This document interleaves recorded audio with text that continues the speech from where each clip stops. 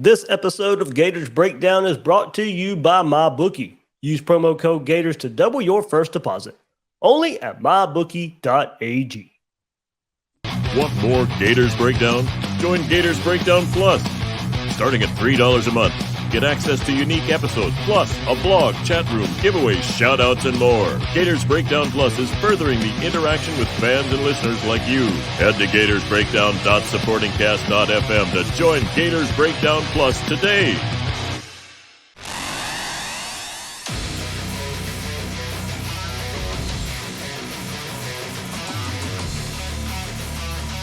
Gators Breakdown, because there's never a dull moment in Gator Nation. The Gators Breakdown podcast is ready to go. I'm your host, David Waters. You can find me on Twitter at GatorDave_SEC. Then you can probably hear my voice. I'm much better than I was earlier in the week, feeling much better as we get closer to game day. Florida, Utah, we are ready for Saturday night. And to show you, we're ready. We got a big preview coming up. Florida, Utah. Porter Larsen, host of the Utah pregame show with ESPN 700 in Salt Lake City. He'll join us right here on Gators Breakdown to break down the Utah Utes. Big time preview coming up here from the opponent perspective as Utah comes into the swamp Saturday night. Everybody, thank you so much. We did hit that benchmark of 10,000 subscriptions here on YouTube.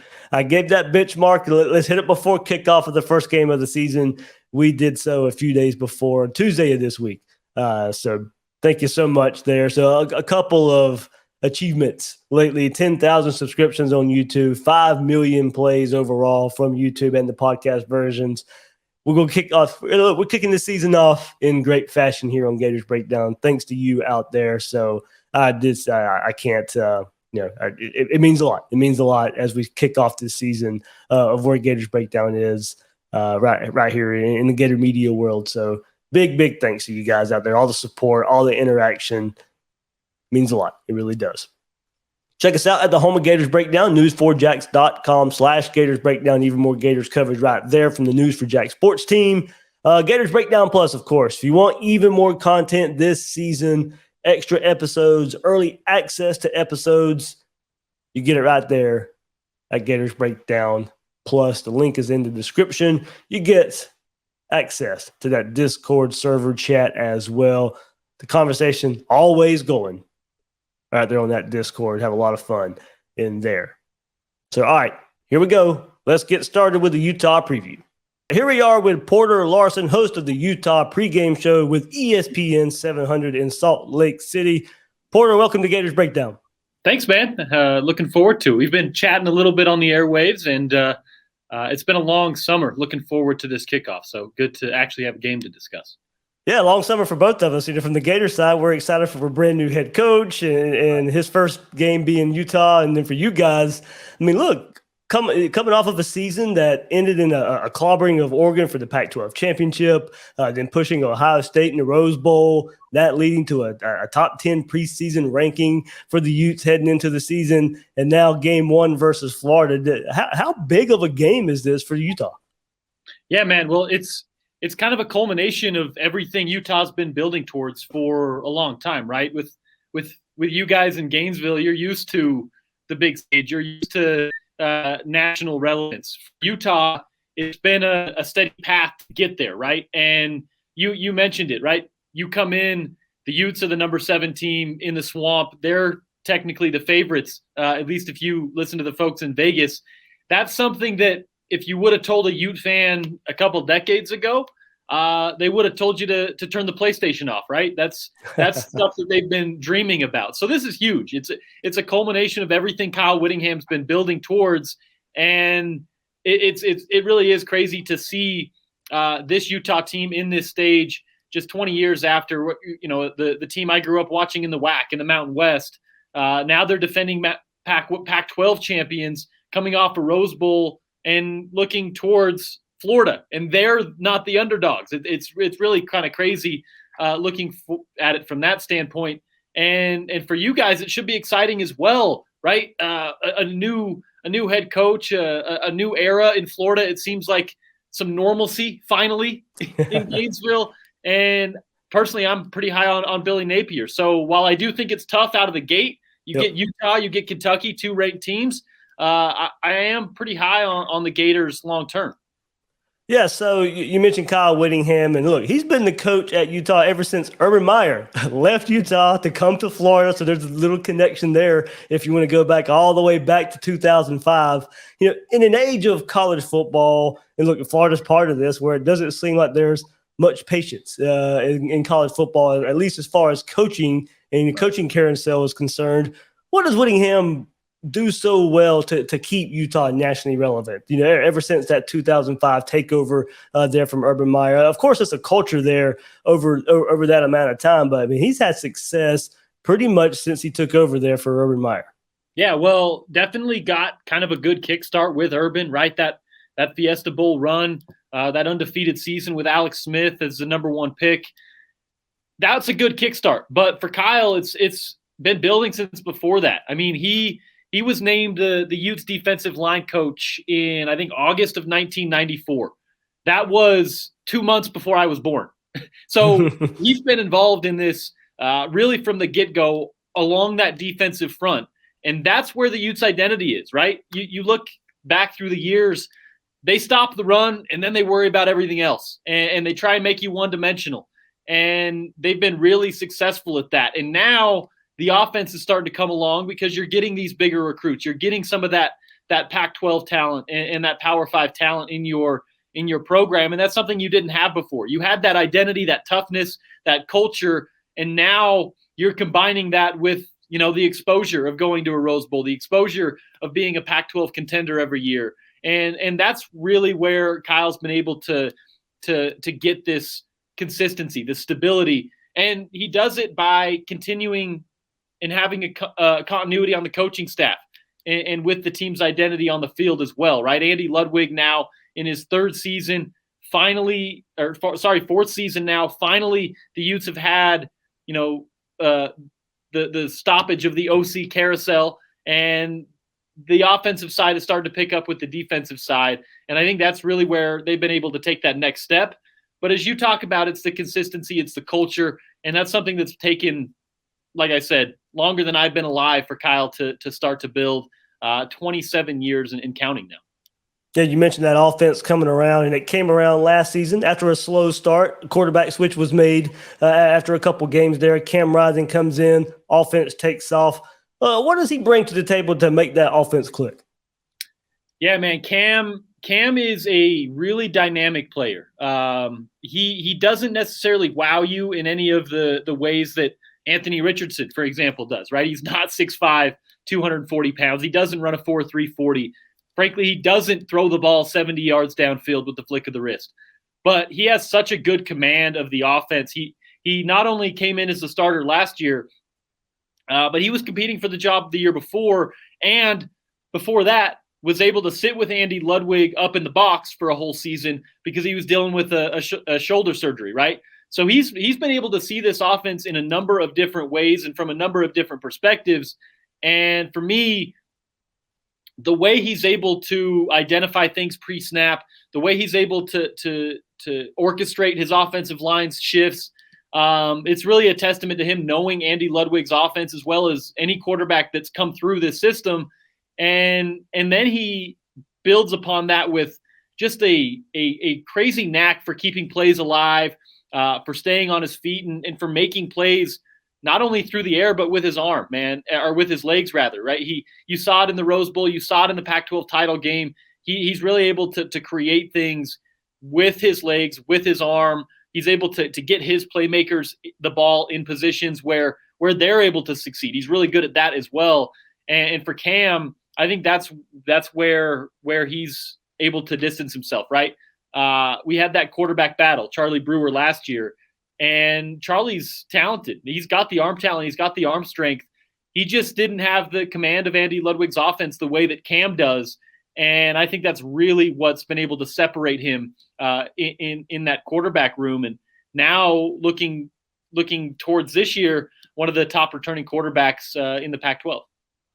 Yeah, I mean, you mentioned the kind of maybe the freelance style sometimes of Cam, and look, I mean, Florida's linebackers have they've got their hands full this game, not only with Cam and his freelance ability and being able to make some plays with his legs, as you mentioned, but the weapons returning around him, starting at running back there, the pass catchers from the tight end position at the same time.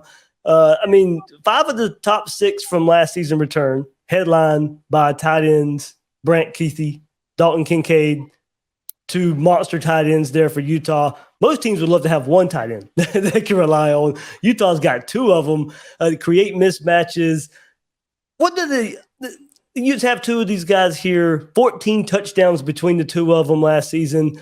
Looks like you have to be counted on a little bit more after losing Brenton Cavay at wide receiver last year. Just talk about those 2 tight ends and the mismatch problems they bring in this offense. Yeah, well, they're so hard to defend because they're so different, right? They're really good weapons from the tight end position, but Brant Kuithe's kind of more of that hybrid. You throw him out in the slot, you throw him out wide if you want to. If you put him out on a corner, he's going to bully him on the edge. If you bring him inside, he's able to block and use his strength. While Dalton Kincaid is more of that typical pro-style tight end, right? You're going to see him right outside the tackle a lot. While Brant Kuithe, you can move him around. He's probably going to be a fullback in some positions. He's probably going to be kind of a wing in certain situations. So for Brant, you can throw him around in any sort of position. You've seen the Utes throw him on that jet sweep and use him as a ball carrier, a runner on occasion. And then Dalton gives you mismatches really with anyone you throw on him, right? He's 6'5". He can go up and get the ball, and he's more of that pro-style tight end. So for Andy, it's just a benefit of having multiple pieces to use in different ways. Last year they had Cole Fotheringham, who is just making the Raiders squad. He's going to be on the practice squad, it looks like, after the 2 p.m. Eastern time NFL cuts today. And, replacing that production isn't easy, but they've got 4 or 5 guys in the pipeline that are ready to do it. We haven't even mentioned Logan Kendall, who was an all-conference transfer from up in Idaho. They are really loaded at the tight end position, and that creates a lot of problems for what I think is a up in the air linebacker unit for Florida, where you're replacing your top tackler, who is now with Utah. So it creates an interesting dynamic there. I'm excited to see how they defend it, because it may be a blueprint to what teams do against the Utes all year long. They're kind of a unique team, lining up in 13 personnel and such so often. Yeah, absolutely. Using those tight ends in a multitude of ways does this offense here. And a physical brand of football. I mean, we know that about Whittingham. It's certainly apparent with the running back position as well. 6'2", 238-pound Tavion Thomas returns after gaining 1,100 yards last season, 21 touchdowns. That broke a Utah single-season rushing touchdown record. And that ranked 3rd in all of college football last year at the same time. Is he as bruising as a running back as it seems here? Yeah, I mean, when you're 6'2", 240 and you get a handoff with a full head of steam, it's tough to keep you within that 3-4 yard mark, right? So Tavion's a guy who he doesn't have necessarily all that lateral quickness that you see in a lot of pro backs, but he's really good at hitting those holes and doing so full pace, right? And getting ahead of steam in front of him. And the thing with Utah is it's not just Tavion. Yes, you have a returning 1,000-yard rusher who was tops in the country in touchdowns last year.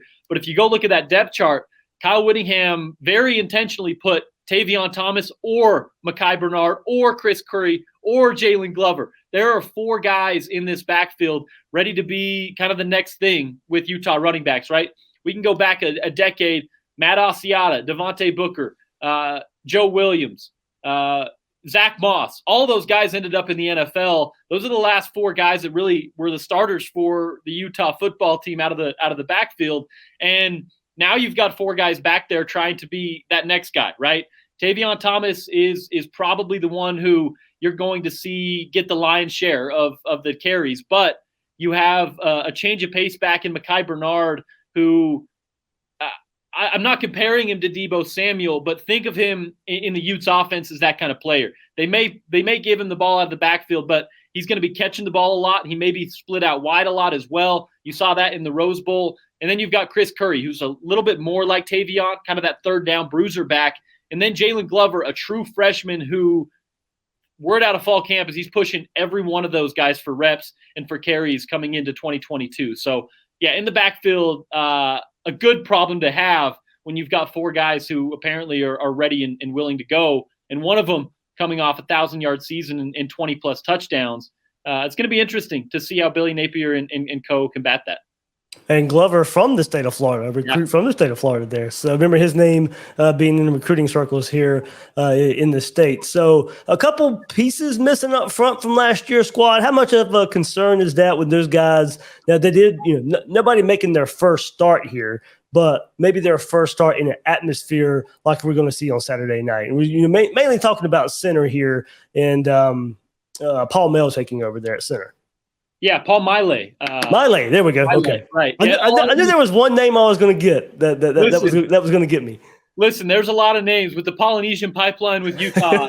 I'll tell you what, as a radio guy here, sometimes it takes weeks to go through that depth chart, get the phonetic spelling out, and get them going. But Paul Miley taking over at center for Nick Ford, a guy who's getting his shot at the NFL level as well. You're replacing Bamidele Olaseni, who also headed to the NFL.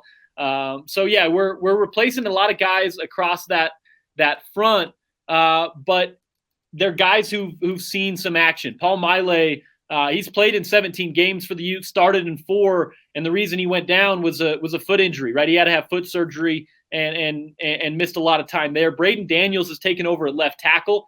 You've seen him kind of shoot around at different positions, much like Nick Ford did. Braden's a future NFL player out there at left tackle, so there's no real worries there. And then you move inside. Keaton Bills at the guard position. You mentioned Paul Miley taking over. Satoa Laumea is the right guard. And then at right tackle, probably Jaron Kump.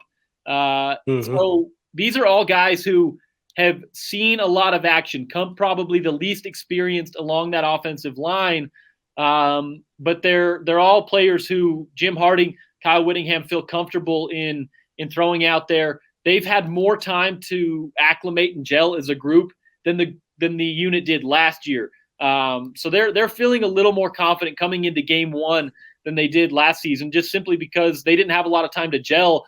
This 5-man unit has been together through the spring. They've been together through the fall, and they haven't had many injuries there. So there's some optimism along the front line for the Utes, even though they are having to replace, as you mentioned, a couple of really good players along the front. All right. Porter Larsen hosts the Utah pregame show with ESPN 700, joining us right here on Gators Breakdown. Let's move to the other side of the ball, Porter. And big headline, of course, losing the program, one of the program's best players ever, linebacker Devin Lloyd. But not only losing him, his running mate, Nephi Sewell, at the position as well. And then to help fill the void, you teased it earlier, Mamu Diabate transfers from Florida, goes to Utah. His first game, returns back to the Swamp to take on his former team.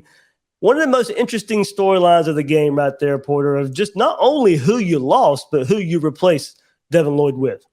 Yeah, obviously Devin Lloyd, first-round pick, all-conference player. He was That's a generational type linebacker, right? You don't see those guys come through every, outside of every decade or so. So replacing him is impossible, but filling that void in the youth system, I think is something that they're pretty confident in, thanks to Mo Diabate, the leading tackler for the Gators last year, now in Salt Lake City.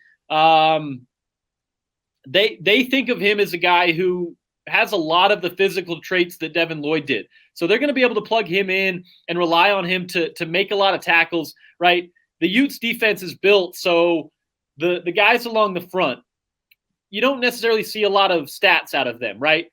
You've probably never heard of John Penasini or Leki Fotu, but those guys are both playing in the NFL right now because of what they did at Utah, even though they weren't on the box score. They didn't get many tackles. You didn't hear their name called very often because they just stand up the front line. They make a lot of contact. They eat up as many blocks as they can and allow guys like Devin Lloyd to just run freely behind them. Mo Diabate, I think, is going to thrive in that kind of system. And then you mentioned Nephi Sewell, the brother of Penei Sewell, the brother of Noah Sewell at Oregon.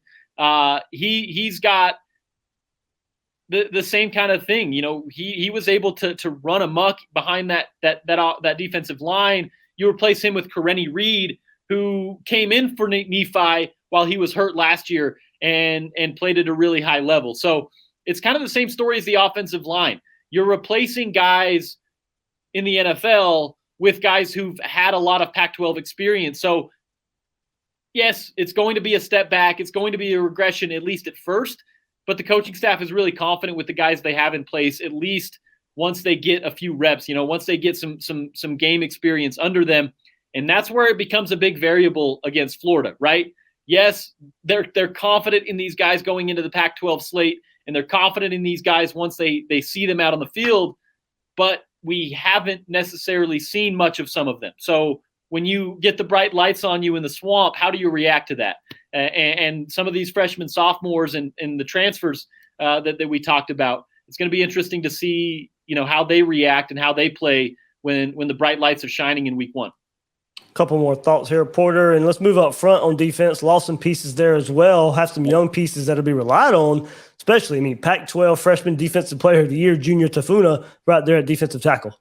Yeah, Junior, one of those guys I mentioned, Leki Fotu, John Penasini, guys that you don't hear about very often, right? They're unheralded, but that's because of the system that's played here, right? They're going to eat up a lot of blocks. You're going to see Junior Tafuna, Tennessee Pututau as well.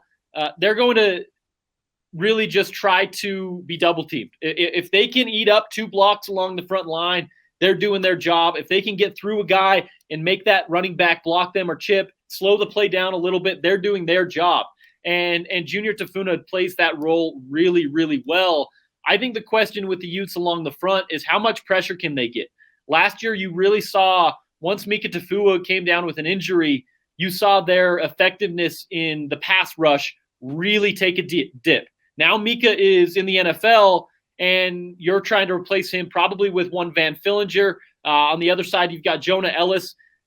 And it's hard to necessarily expect them to be a Bradley Anai or, a double-digit sack guy, but that's really what Utah needs along that offensive front. They're confident in the guys in the middle. You mentioned Junior Tafuna, but there's also Devin Kaufusi, Tennessee Pututau, Aliki Vimahi, all along that front. They're 4-5 deep at tackle. It's the guys on the edge, I think, that need to take that next step and have a presence in the pass rush game. And for Utah, that's really where the question mark is, less so than in the middle. There's not a question mark on the back end with quarterback Clark Phillips, the third. 86 tackles, 3 interceptions, 2 pick sixes, 15 broken up passes over the last couple of seasons there. If we look at a depth chart and we look at, some previews, he's the one guy that's identified there on the back end for Utah. What's around him back there to help him out on the back end? Yeah, Clark Phillips is the marquee name, right? Number 1 recruit that the Utes have ever got, and he's shown to be exactly that. He's a guy that's going to be playing on Sundays as well, and he's one of those corners that, especially at the college level, you throw him out on wide receiver number 1, and for the most part, you don't worry about it the rest of the game, right? That wide receiver might get a catch or 2, but he's not going to really hurt you, at least as far as history tells us. Clark Phillips is one you can trust in that scenario. So what that does is it puts a lot of pressure on the opposite side. And not only puts a lot of pressure on the opposite side, but it gives a lot of opportunities to the opposite side corner. That guy is to Travis Broughton, JT Broughton, who is coming off a season-ending injury last year, but the season before was an all Pac-12 player. He's good. He's 6 foot tall, close to 200 pounds, so he's a little bit bigger than Clark. You can throw him out on some of those larger 6'4", 6'3" wide receivers that you guys have, and I think he's a little more effective on some of those type players. Behind them, the safety position, starting, you're going to probably see R.J. Hubert and Cole Bishop. Cole is the next big thing as far as Utah defensive backs goes, right? He is really good. You think of Marquise Blair, Marcus Williams, the guys that are playing at the next level now. Cole Bishop is every bit that player, and he's only a sophomore, right? So we're expecting big things out of him. It's more of the other safety position. R.J. Hubert coming off a season-ending knee injury as well. How can he adjust? How quickly can he acclimate to the game speed, having been removed a little bit? And then Clayton Isbell is the guy backing him up. Utes are really high on Clayton Isbell, a two-time FCS All-American, but how does he adjust to the game speed at the Division I Power 5 level is also a question mark. I think you see both of those guys opposite Cole Bishop at the safety position a little bit, even week one probably. They're going to employ some three safety looks and some multiple defensive backfields. A lot of things that I think you're going to see them do are going to be intended not necessarily to confuse Anthony Richardson, but with that in mind, right? They're going to throw a lot of different looks, probably multiple safeties, and try and confuse him pre-snap, because they're able to throw a bunch of different things. And that's kind of what Morgan Scalley really likes to do. You're going to see some of those guys blitzing. You're going to be seeing some of those guys up at the line of scrimmage.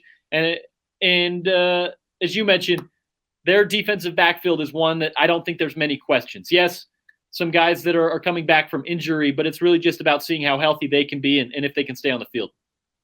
Good stuff, Porter, man. Good preview. You're in Gainesville Saturday, right? Yeah, we're in Gainesville Saturday, kicking off coverage.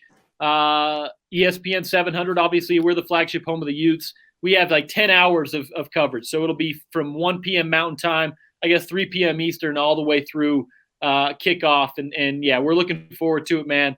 It's a really big moment, I think, for the Utes, and really kicking off a season that I think has some high expectations. I'm really excited to see Billy Napier and his crew. Last time we saw him, he was with Arizona State, and they whooped Utah at home at Rice-Eccles. So I'm excited to see how the rematch goes there between Kyle and Billy Napier. And honestly, I mentioned at the top of the show, though, I'm really high on Florida going forward. But I think these first 2 weeks for him are a tall task for Billy and co. Yeah, Porter, I hope you get to at least take in Gainesville a little bit on Saturday. Get some of that, I guess down south tailgating and the atmosphere a little bit. Yeah, looking forward to it. We'll shoot our folks to Gator Dave's podcast as well for the Florida side of a preview. Sounds good. Porter Larsen, right there, ESPN 700, Salt Lake City, Utah. Porter, thank you so much for joining Gators Breakdown. Thanks, Dave. Winning season has officially returned. College football is kicking off, and the NFL is right around the corner. Whether you're a seasoned bettor or a first-timer, MyBookie gets the most for your money with a double deposit bonus up to $1,000. All you got to do is head to mybookie.ag, sign up, use promo code Gators on your first deposit, and you'll instantly double your money with MyBookie. It's simple. A $250 deposit puts $500 in your account, and you can use your funds to bet on as many individual games, contests, or props as you want. Bet on team win totals, predict the Super Bowl winner, or use the MyBookie prop builder to give yourself the edge you need to secure the bag. Bet anything, anytime, anywhere with MyBookie. All right, here we go. Nice preview right there. And as we know, Billy Napier does not get to ease into his first season in Gainesville. Number 7, Utah, coming to the Swamp Saturday night. No Florida coach has lost his debut game at the school since Charlie Pell in 1979. Many haven't had a tough game like this to start off with in their debut game. So Billy Napier probably draws the toughest one right here. I mean, Napier has his hands full, of course. I mean, last time we saw Utah, as we said right here in the interview, Utah was clobbering Oregon in the Pac-12 championship, gave Ohio State all they could handle in the Rose Bowl. That's the last time we saw that team. Now they roll into the Swamp. Florida has only ever played 2 games against a ranked opponent in the Swamp to open the season, winning both of those contests despite being the lower-ranked team in both matchups. Unranked Florida defeated number 7 Houston 59-34 in the 1969 opener, while the 16th ranked Gators took down number 15 Miami 17-14 in the debut of the 1982 season. Add to that, Utah doesn't always play well on the road lately. For Utah, 10-4 last season, 4 losses came at BYU, at San Diego State, at Oregon State, and of course, in the Rose Bowl, more of a neutral site. But who did Utah beat away from home, away from Salt Lake City? I mean, a bad USC program, okay. That was a road game win, but we know USC fired Clay Helton. Very down USC team last year. Stanford, not a very good team. That was another road win. And then another road win was a struggle at Arizona. Pac-12 championship, of course, another neutral site game. That was an away win, away from home, but it was neutral site.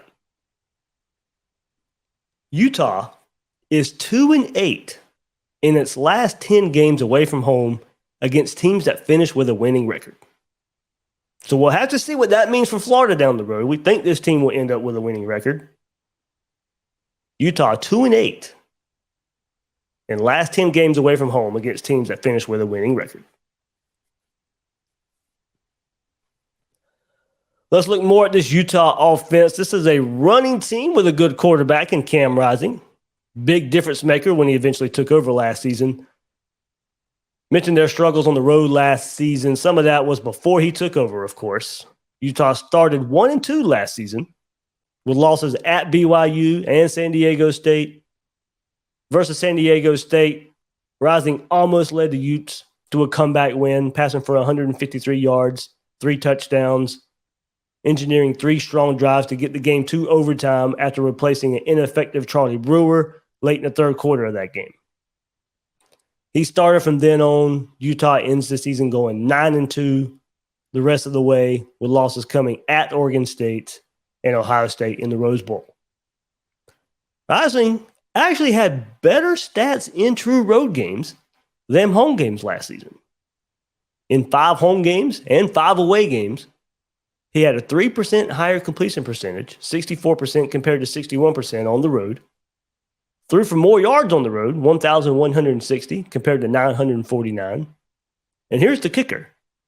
A 10 touchdown to 0 interception ratio on the road compared to 7 touchdowns, 3 interceptions at home. So good look there at Rising. Played pretty well on the road. But one more statistical look here. As I said, they are known as a running team. So Rising only threw for more than 200 yards 5 times in 11 starts. Helping him, he didn't get sacked a lot. Quick passing game, a team that runs the ball, quick passing game scheme, passes behind the line of scrimmage, close to the line of scrimmage. In that scheme, the Utah offensive line only allowed 13 sacks last season. Not a lot of deep drops in this attack. You're not going to see a lot of 5-7-step drops. Could limit chances for interceptions for the Gators if they can't get the pressure on the quarterback. But in this quick attack, if Florida's able to get their hands on an interception, say a quick slant, quick pass, that could be 6 the other way. I'd be scared to death that Todd Grantham was still the defensive coordinator on the sideline. We know DB's playing way too far off in coverage. Want to see how aggressive Patrick Toney and Corey Raymond are with the defensive backs. One more thing about Rising, we definitely have to watch him using his legs. He's dangerous there. Rising 6.7 yards per carry last season, ranked first among Power 5 quarterbacks with 70 or more carries. Dangerous with his legs. Go back and watch the Rose Bowl versus Ohio State. That's about the only game you need to watch there to see how dangerous he can be with his legs. Rising has a ton of help at the running back and tight end position. Let's start at running back. Tavion Thomas, you heard it in the interview earlier as well. Porter mentioned in this episode how big of a weapon he is. A lot of praise there. Big-bodied running back. Stats back it up too. Thomas scored at least 1 touchdown in the last 9 games he appeared in last season, putting in 15 of his 21 total touchdowns in the final 6 games of the season. 70% of his touchdowns came final 6 games of the season. He ranked 3rd in FBS and 1st in the Pac-12 in total rushing touchdowns with 21, tied for 6th most rushing scores by Pac-12 running back since 1996. Given that Florida's defensive line, linebackers will be tested in this game in so many ways. keeping run contained for both the quarterbacks and the running backs, having to play physical versus that running attack, filling the right gaps, something we heard was an issue in the second scrimmage. Linebackers had their hands full in dealing with this Utah rushing attack, as well as the defensive line, of course. Linebackers had to spy rising probably at times, having to cover those Utah tight ends.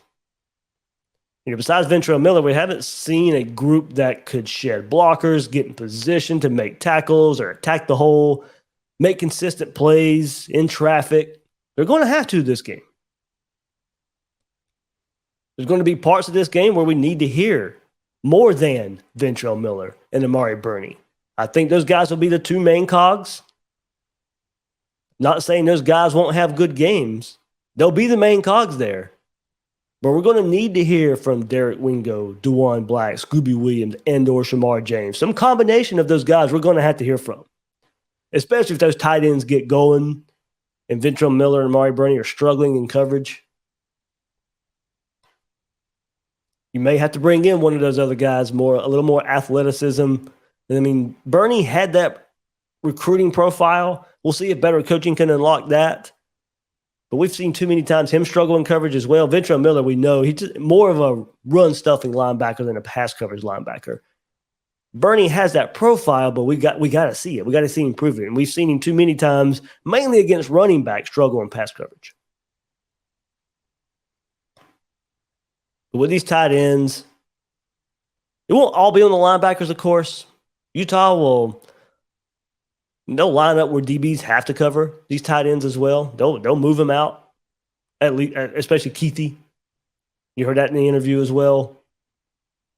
But you'll bring in a DB to help in coverage. You'll bring in a DB in the box as well to help, that Utah run game. These tight ends, especially Keithy, he doesn't just catch balls in the middle of the field. He has shown enough where he'll catch passes down the field. He'll catch passes on the outside. Utah has a lot to prove at wide receiver coming into this season. So the known here is this rushing attack and these tight ends. So I hope we see an aggressive approach by Tony talked about earlier with this quick passing game, playing up on these receivers. Leave these guys in tight coverage. Leave them on the island versus these Utah receivers. Make them prove that they can beat you. Focus on stopping that running game in these tight ends. Utah does have a couple of newer offensive linemen taking over. One of those is at the center. You heard us talk about that. 6'2", 304-pound Paul Maile. Started 3 times at center last year, but now he has to step in for Nick Ford and try to replace the production of a 3-time All Pac-12 player. And he has to do that in the swamp Saturday night. Not many starts. Certainly not many starts in an environment like he's going to see Saturday night. One last key stat, and one we'll all come back out after the game and see if it plays out like this. But keep in mind, keep up with this during the game. We'll see what it looks like. We know if Todd Grantham was a defensive coordinator, we would feel so bad about this stat I'm about to read. Utah is 23-0 over the last 8 seasons when it converts 50% or more of its third down chances. Watch third down. If Utah gets over it, can Florida buck it? Can they buck that trend? Or is just indicative of how the game will play out if Utah is over 50% or 50% or more converting their third down. So definitely important to keep up. I don't think our confidence level in that stat would be all too great if Todd Grantham was on the sideline. Thankfully, with that stat right there, he's not on the sideline anymore. Third down, always important. But looking at that stat, even more so this week versus Utah. Their style of play, that safe style of play, not hurting yourself too much. You convert those third downs, you're staying on the field, you're wearing your opponent out. That is their style of play, and it converts very well for them. 23-0 over the last 8 seasons when Utah converts 50% or more of its third downs. Woo! On offense, let's switch gears here. Offense for the Gators. I'd love to see an aggressive onslaught early. And I'm talking about the passing game a little bit there. I think it can open up. There's so much unknown with Anthony Richardson playing the quarterback position, how Billy Napier will use him. Start off fast as possible in the passing game with Anthony Richardson and see if you can get up by a couple scores early. And you might can do that in the run game too. I'm not saying you can't. But get this crowd into it. I think that will be there because of the unknown of Anthony Richardson. Billy Napier likes to take deep shots early. So with Richardson, see if you can get up by a couple scores early. Given the home crowd, get that crowd in it. Given the warm, hot, humid weather, I don't see Utah being able to fight back in that environment. If you can get them out of their comfort zone of running the ball, get them down a couple scores, get that crowd into it. I really think that is the best path to a victory for Florida. Not saying Florida can't win if they want to pound the ball from snap one to the last snap of the game. Florida can win in that fashion too. But I think the best path to a victory in that environment, get up early. I don't see Utah coming back. Either way, the Florida ground game is going to be the story of the game. Either you get up like that and then start pounding away, start wearing Utah out, or you just wear them out from snap one. But I do think there's an advantage of trying to open it up early. In this environment Utah is not used to. Crowd, weather, heat-wise. I just don't see him coming back, getting down a couple scores. I really don't. Now, Utah, a pretty good rush defense. How does that translate? I think Florida's focus, no matter how I say start the game, Florida's focus the whole game will be that running game. Trying to get that ground game going. Utah, best run defense in the Pac-12 last year, averaging 3.7 yards per carry given up. But, when the Utes got run on, they usually lost. 3.7 yards per carry for the whole year, but they did have some bad games. San Diego State ran for over 200 yards, 4.5 yards a pop. BYU, 231 yards rushing, 5 yards per carry. Oregon State, 260 yards on the ground, 6 yards a carry. Those were the 3 regular season losses for Utah. So if Florida shows the ability to run on Utah, I think a lot of us see that opportunity is there. Their other loss, Rose Bowl, Ohio State, of course, passing all over the field. With that quarterback and those receivers, that's what you do. Only ran for 110 yards, but 5.5 yards a carry. So average yards per carry, if Florida can get 4.5, 5, you feel pretty good there. But that 200-yard benchmark, something to look out for. Going back to 2017, 5 seasons here. Utah is 0-8 when giving up 200 yards or more on the ground. So for Utah offense, third down, very important. Utah defense, that benchmark of 200 rushing yards, very important. 0-8 since 2017. Florida had 6 games last season of 200 or more rushing yards. Only 2 in the SEC, though, versus Alabama and Tennessee in back-to-back weeks. Napier last year at Louisiana had 5 games of 200 or more yards rushing. So I think you look at this offensive line led by Osiris Torrance, this deep stable of running backs, Anthony Richardson's potential and ability of running the ball. Certainly one stat to pay attention to. I think Florida can get that 200 yards on the ground. I really do. Mainly because Utah, young players up front on the defensive line and replacing both linebackers, one of them being all-world linebacker Devin Lloyd, first-round pick in the NFL draft by the Jaguars. May be one of, if not the best player in program history there at Utah. That's not stretching the truth there. I know they had Alex Smith, and Alex Smith was really good as well. So I at least say the best defensive player. At least put him at that level or in the conversation. I don't know Utah's history all that great, but I've heard them say that. And all the research I've done for this team over the summer, I've heard that said. And all he did was make 250 tackles, 15 and a half sacks, 43 tackles for loss, 5 interceptions over the last 3 seasons. And now, we know the name very well. Mahmoud Diabate will help fill in there. We know his faults. Trouble shedding blocks, not very physical, letting plays come to him instead of attacking.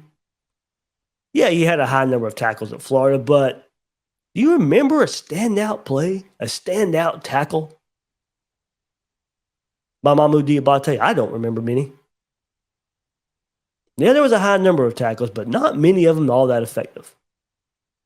So Utah replacing defensive linemen and linebacker, very favorable matchup for Florida. Need to take advantage of it.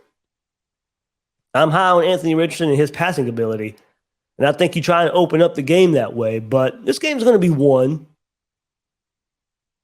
by Florida taking advantage in the run game. Wear Utah out. One more quick look to extend the offense a bit. The passing game, maybe look out for Florida's size advantage here. Justin Shorter, 6'5". Xavier Henderson, 6'3". Trent Whittemore, 6'4". You know, Florida, of course, went out and got Ricky Pearsall from the portal. They need that speed. They need that playmaking ability.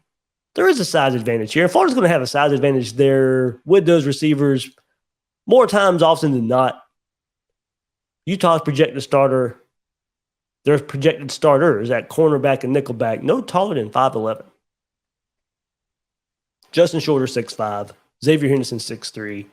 Trent Whittemore, 6'4". Might can take advantage. Couple spots right there for the Gators. Overall, looking at this game, the unknown of Florida versus the known of Utah. I mean, of course, Billy Napier's first game as Gators head coach, making his debut versus Kyle Whittingham, 18 seasons, entering his 18th season at Utah. 214 games coached with Utah. Napier is looking to become the first Florida head coach to beat a ranked team in his first game as head coach. Florida owns the longest active home opener win streak in college football with 32 straight wins. This last loss, 1989, 24-19 versus Ole Miss. Florida's only lost one season opener. Of course, that's a neutral site game in 2017 versus Michigan in Arlington. Losing one season opener, that game right there, since 1990. And add to that, I mean, we know Florida's played well at home lately in big games. Obvious home field advantage for the Gators. 2018 versus LSU, getting that big win in Dan Mullen's first year. Auburn comes into the Swamp in 2019, big win there. 2020, big game you lost versus LSU, but come on, that was not the Swamp. COVID year, you didn't get the full effect of the Swamp. And the full effect of the Swamp last year was almost enough to help Florida upset Alabama last year. So played well in big games with a full 90,000 raucous crowd. Speaking of that raucous crowd, that environment, of the 115 players that participated in fall camp for Utah, 86 were underclassmen, freshmen, redshirt freshmen, sophomores. So while they have experience starting lineup in important positions, very inexperienced behind that. 86 were underclassmen, accounting for 74% of the roster. Of the 86 underclassmen, 54 are freshmen, true or redshirt, and 32 are sophomores. Utah has the 6th youngest roster among Power 5 teams this season. And they're playing in the Swamp Saturday night. The unknown can be an advantage. I mean, there's some unknown there for Utah as well, but we know the scheme. We know the culture. There's the expectations there that that coaching staff has and those players have with that coaching staff. There's not a lot of guesswork there. The unknown could be an advantage for Florida. Well, I think we know Florida wants to run the ball. They're going to rely on the run a lot this year. How much do they? Or can they rely on Anthony Richardson? That's a question. How much more ability now does Napier have to open his playbook with a quarterback that has the potential of Anthony Richardson? And we may not get that answer this game because there is an advantage up front for Florida. They could come out running very first play of the game and just try and wear down Utah. I mean, how many pass attempts does Anthony Richardson have this game? I wouldn't be surprised with 20. I wouldn't be surprised with 30. That's the unknown here. But Utah has a lot to prove on the back end besides Clark Phillips III.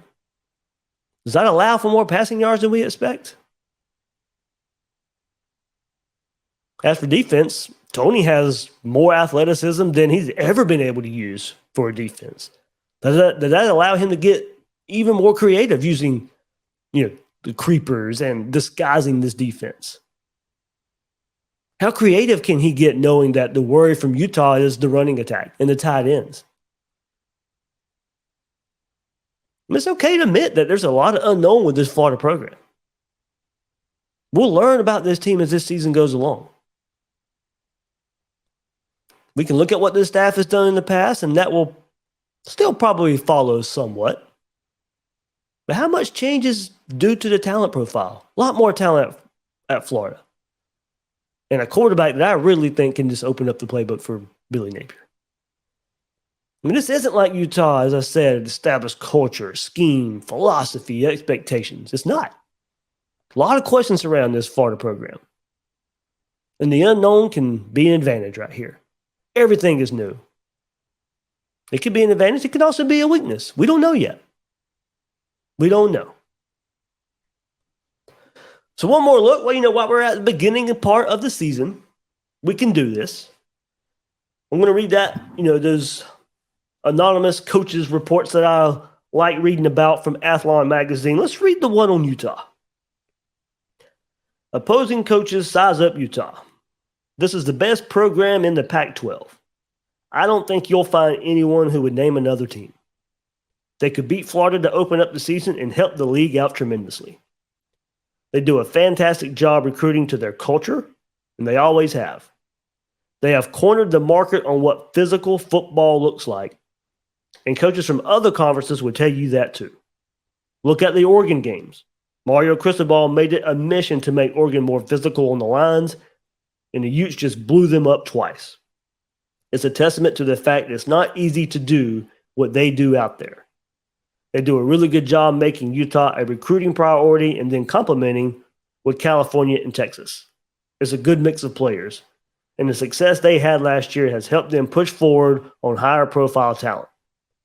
I think they could brand themselves better in the portal if they wanted to. They're schematically simple, but fundamentally sound on defense, which is common when you're trying to lead with your physicality. Don't muck it up. Let them make contact. Offensively, they run power with the right wrinkles. You can't get too comfortable with it because they'll slip into some RPO stuff, and that will kill you. They're going to get lapped by USC eventually, but not right now. As long as that staff is in place, they're going to win games. They're going to win games and compete for Rose Bowls. So there you go. There's your look at Utah from some anonymous coaches too. Nothing really surprising there. Kind of speaking back on that established culture and knowing who they are. We know Florida has to be ready for that physical approach. We'll get our answer Saturday night. So I'll make the predictions here. Not a big fan of making predictions, but I think you all expect it. So I'll do it. I'm going back and forth on this one so much. I've done it all summer. And if you've listened to Gators Breakdown long enough, when I go back and forth, when I have that 50-50 feel, Why not? I let the fandom take over. I wear the orange and blue glasses. And I'm going 30-27 Florida. I know I picked a good friend Davis Hurtiquist on Getting Swamped. I had 30-24 Florida. But even after that, I still go back and forth. And maybe it's this being a home game for Florida.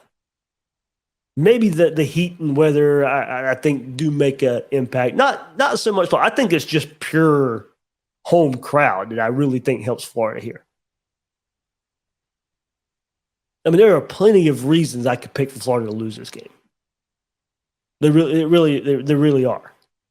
And probably looking at, and most of the time, the way I do it, looking at the pure football aspect of it, Utah probably should win this game. In a lot of ways. Florida still has the talent advantage. Florida still has the speed advantage. I think adding those makes up for the experience and the culture and all that known about Utah. And then I think just enough that home field puts it over the edge for Florida. It's probably orange and blue glasses, but I mean, there's plenty of pundits out there picking Florida at the same time. More Utah, as it probably should be. And if we switch spots right here, if we switch positions, we'd be picking our team. And I know some Florida fans picking Utah too, and some pundits out there, Florida pundits, and I can't fault them whatsoever. I can't. I go back and forth. I have doubts about Florida winning this game. But I am torn on it. And maybe I shouldn't be. Maybe that's where it comes in. Maybe I shouldn't be torn on it, but I am. And with that, I've admitted it before. I'm a fan first. Everybody knows that. I got the Gator shirt on. You got the setup behind me. I'm a Gator fan. That's why I started this. Gator fan first. And when it's this close, when it's 50-50, I let my fandom take over. So 30-27 Florida, that's the way I'm leaning. That's the way I'm going. I hope it turns out that way. Good preview here, man. I'm looking forward to this game. Big thanks to Porter there for the Utah side of things. Great preview from him as well. If you want even more of a preview in question and answer format, we'll be doing that on Gators Breakdown Plus. You'll get that extra episode there this week. If you want even more coverage of this game, Gators Breakdown Plus members sending in questions that I'll answer. A lot of good questions coming in. There'll be plenty of content right there on that side of things. So that'll do it for this episode of Gators Breakdown. I'm your host, David Waters. You can find me on Twitter at GatorDave_SEC. Guys and girls out there, thank you for listening to this episode of Gators Breakdown.